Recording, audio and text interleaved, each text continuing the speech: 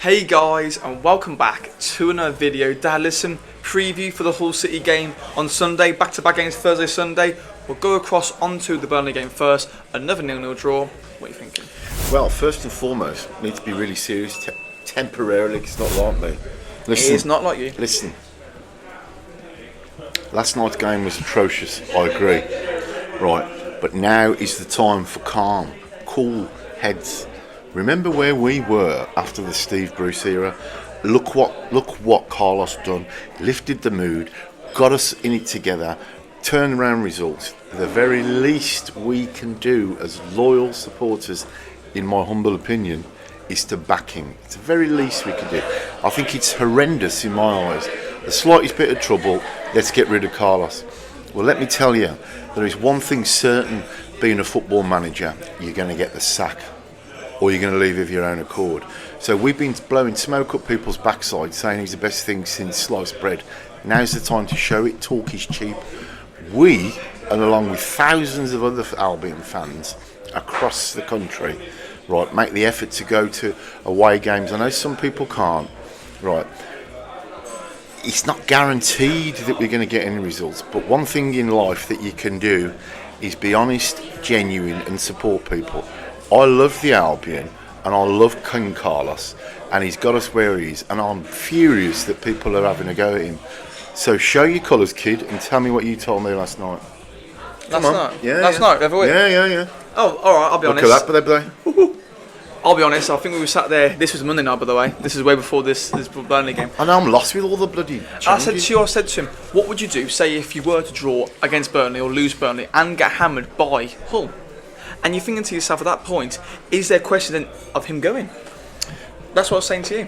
I beg to differ, but listen, this is where I am, and bearing in mind, it's only my opinion, my humble opinion, just fat old me, bald me, right, he's worked wonders with a shoestring budget, right, I'm frustrated in many reasons, because like everybody else, I just want the Albion to do well, right, he can only work with the people that he's got, and I think some of them are tosspots. They've let him down. They've got new contracts, and they're just bleeding the club dry. And I'm going to have my last rant, and then I'll go on. Do you really want to get rid of Carlos? Right, get some old donkey in who only wants to come for the paycheck, because he knows that once he signs on that dotted line, whoever it may be, i.e. a new manager, if he gets the boot or if he don't perform, he's going to get paid. So stick or twist, that's what I say, and I know what I'd do. But anyway, I'll carry on from what you're saying, and don't get me wrong, I completely agree with pretty much everything you've said there. The fact that Carlos, for the players he's got, he's doing the right thing at the moment, and he hasn't done a bad job, in my opinion, at all. But the only criticism that I think as fans we have, and we have opinions, I think many people have their opinions in the comments, and we really do appreciate them, is the fact that, and I said to you yesterday at the Burnley game, how long can you go on drawing games, drawing, and not getting anywhere? There's nothing different. Let's be real, there was nothing different from that game to a game a couple of weeks ago. Just because we have our chances here and there, but can you tell me, are we going to score in that game? We were never going to score in that game. We never really looked like scoring. I disagree. I totally Name me a clear chance, because I will. I'm glad you asked me that. That's the problem I have, because all I remember is a swift chance in the first minute. And don't get me wrong, you have your chances where, like, you're 20 yards, like you have a pop-up goal. But you say that, Dad. I thought Burnley again, they were beatable. Let's be honest, they were beatable. They had their chances as well, don't get me wrong, so they could have won the game. But overall, again, you had the same feeling of, that first half, we looked good in stages, and we could really push on that second half. And the second half, it just didn't work. And why was that? It's sod's law, I can't find my bloody notes that I'd done. Listen, we did. We had a clear-cut chance in the first 10 minutes of the game. I can't remember. It was blasted Swift, over. Swift, yeah. That's what I was saying about Swift, yeah. That's right, yeah. But, let's be real. That there, it's on the volley, so anything could happen. That's why he skied it over the bar. I'm talking 1-on-1 the keeper, letting someone have a shot right on goal, right next to the keeper. You didn't have those because we couldn't break a side like Burnley down. And they had some really quality players, like Jaden Anthony, Sarmientos. And again, I think Palmer did save us at one point when Swift did give the ball away. And overall, I think as a performance, I didn't think we were that bad. But how long can you go drawing these games? Yeah, I don't disagree with you, but listen, it's not Carlos's fault that Moritz lets a player in. It's not Carlos's fault that some of the players have just been unlucky. Malumbi made an absolute clanger. And I think as a result of it, they scored. And no. Let me tell you this, right? Let me tell you this. And this is right. That goal they scored should have been allowed. Yeah. And who made a clanger for that? Malumbi? Yeah. That's what I mean. That's what I was about to say to you. Yeah. So that ain't Carlos's fault. I know it's not Carter's fault, but he's. And by the way, I thought for once, I know his distribution. I wonder if he's got problems with his eyesight or something. But his bloody Palmer's distribution was horrendous. No, That's not Carlos's fault. Again. Whoa. Right. However, he dug us out. He dug us out of a massive hole. Palmer. Yeah. So all this crap that it's Carlos's fault. It ain't. Yes, he's the man in charge. Yes, he does tinker about a bit. Yes, I don't think he knows his best midfield. But by Christ, all he can do is give players a chance. If they let him down, no, I completely agree with you saying, because at the end of the day, sometimes managers are there to do what? Get results. And at the moment, that's what he's not doing. I'm not on his back at all, if I'm honest with you. I thought about it again. I'm not joking, I'm not, because I said to you yesterday, after the Burnley game, I said, we're used to these type of games now, where, let's be real, on the Steve Bruce, for example, I know we're going back a bit of time now, before Carlos, but the games weren't the worst. We were in these games and we were losing these games. However, Carlos is still getting points on the board, which you've got to give him a credit to. And yet, I think if we find that problem, where are we in the league? That's literally about to say. When you look at where we're on the league and look at how many points we're on, we're not doing the worst in the world for where we are. So if you're panicking at the moment, We're not doing the worst. We're doing bloody great. we are. But what's the reason why we're going and we can't win a game in 8? It's because as goal scorers, we haven't got them at the moment. At the back, I said to you, they were exceptional. Mason Holgate, Hegem. I thought Callum Swallows had a blinder of the game yesterday. Yeah, I did as well. He was yeah. excellent. Excuse me. I remember saying to you, what's his natural position? Because he's definitely got something to offer. No, he has. He's a really good player in his stand. I thought the back line looked ace. I thought, again, Palmer's distribution, you could always have a little pick on. But, again... it's shocking, Dan. I just felt like, I think, again, Devante Cole needs to come more games. But, again, if I'm honest with you, Dad, from that game, this might be being a bit too much judging him, but I didn't think he looked at it at all when he came on Devante Cole. I thought he brought nothing. And I thought Carlon Grant, for example, he was the only player who realistically looked like a threat, taking the ball to him. Grady, again, looked non-existent. And yes, we can get on the players' backs, but what's that going to do, realistically speaking? It's going to make it even worse. Because that's my problem at the moment. It could be the fact they don't like playing at the Hawthorns. No, it's not that. They like that away from home as well. Used to be. They like it away from home as well, then. That's what I mean. I think that we don't know, and quite rightly so, what's going on behind the scenes, whether anything is, whether it's just a dip in form. But one thing I do know is the players need to be accountable as well. I think, for me, right, I'll try and calm down a bit, is get rid of Swift, get rid of Grady. If somebody comes in from Lumbo, get rid of him. There is no one in that team at the moment that I'd say keep him, because you know what? It just goes to show that we've got, for once in a long time, Albion have got a good manager, despite what anybody says. And by the way, he was interviewed for the Hull City job, where we're going. Anyway, I'll come back on track, right? So I think, sorry to put in, I think it was Luke. Thanks so much for coming to Norway's, Luke. Big shout out to you. He put about the 10 situation that we haven't got a good enough player in the 10. And you can see that week in, week out, because I thought Swift, again, he had something about him in the game, but then I just thought he went missing at points. And that's because, again, he's not up to the scratch at the moment. I thought most players haven't stood up to the plate, and that's why we're not getting these results. Plus, you've got to look on the other side of things as well.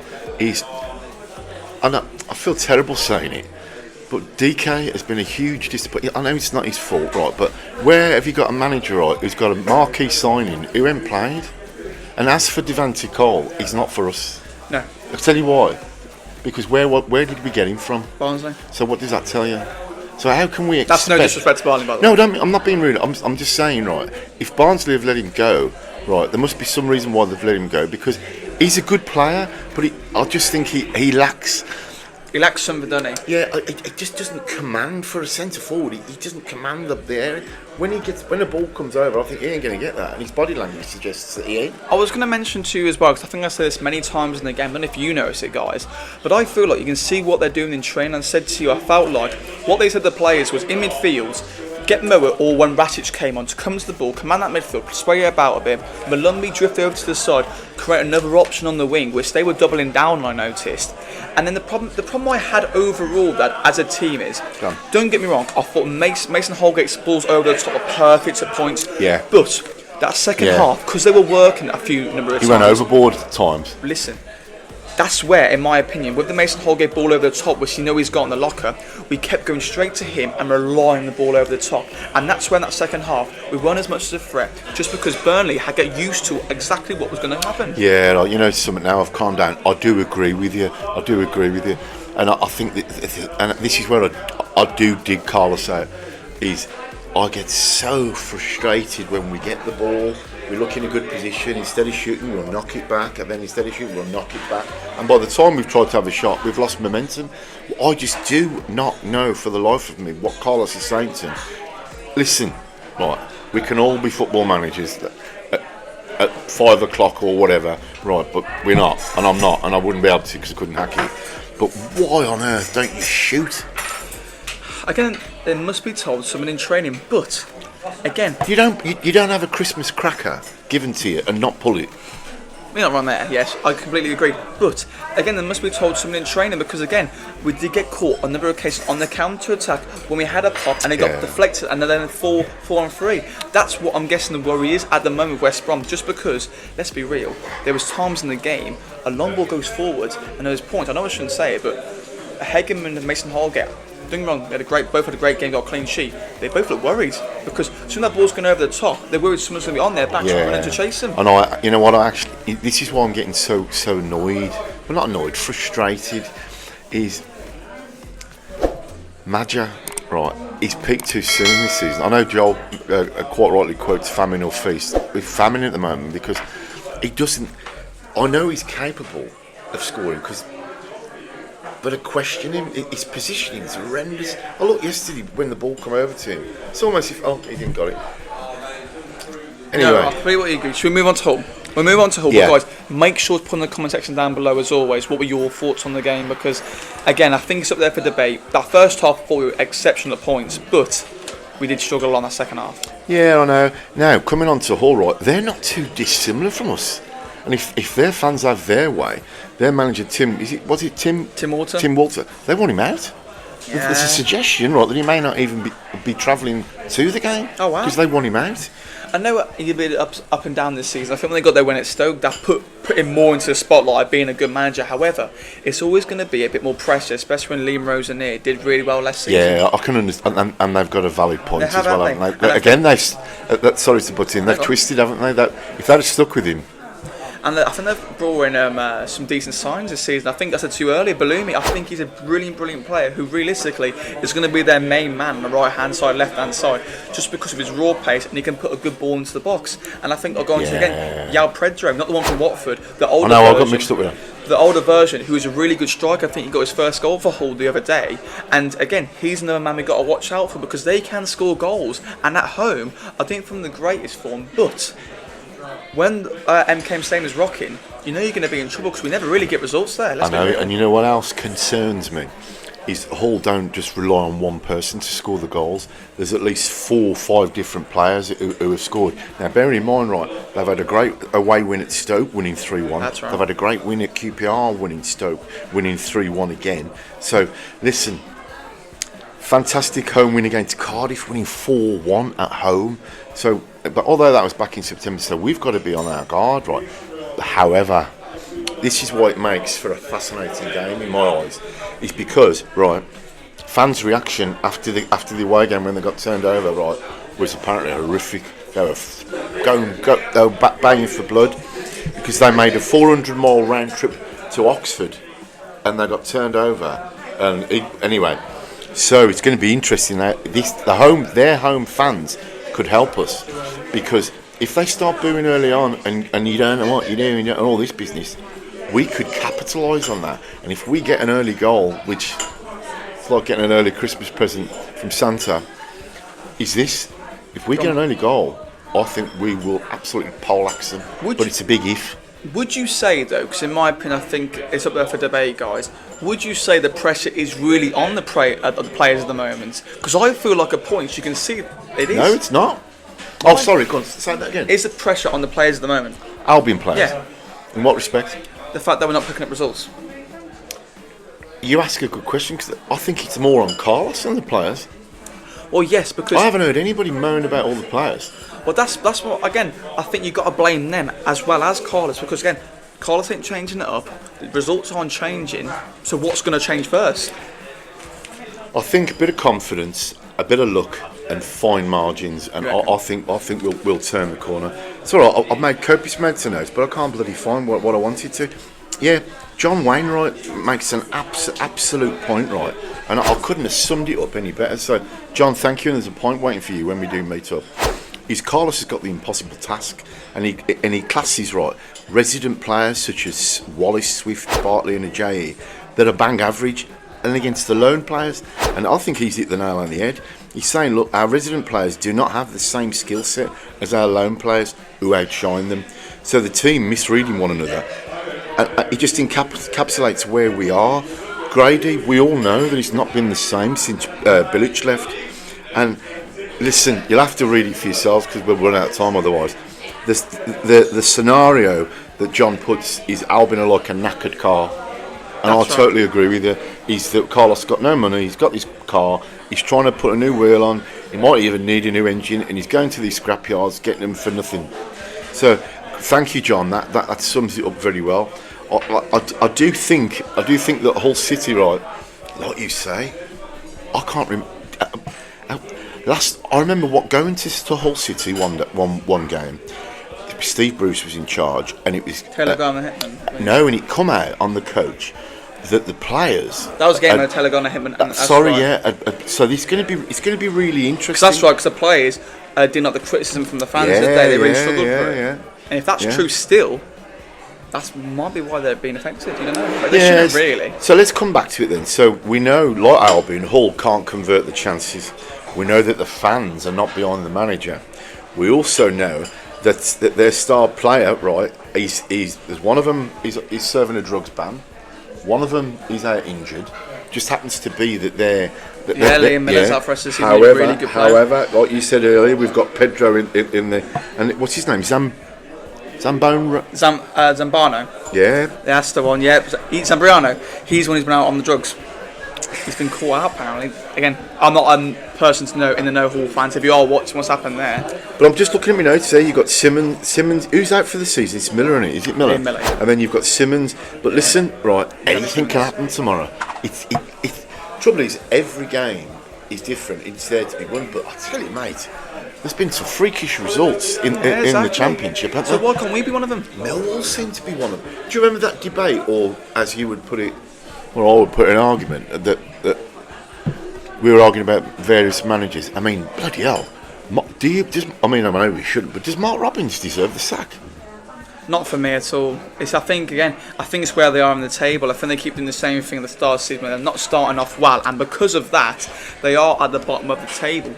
But coming back to Hull, Dad, I think, again, if we don't win this game, I think I saw on this thing on Twitter, guys, the fact that between the bottom three and the top six, it was about 6 points. I know. That's worrying. It's really worrying. I didn't believe you when you said that, and I looked at it last night. So listen, the head-to-head is this: Albion 5th in the league.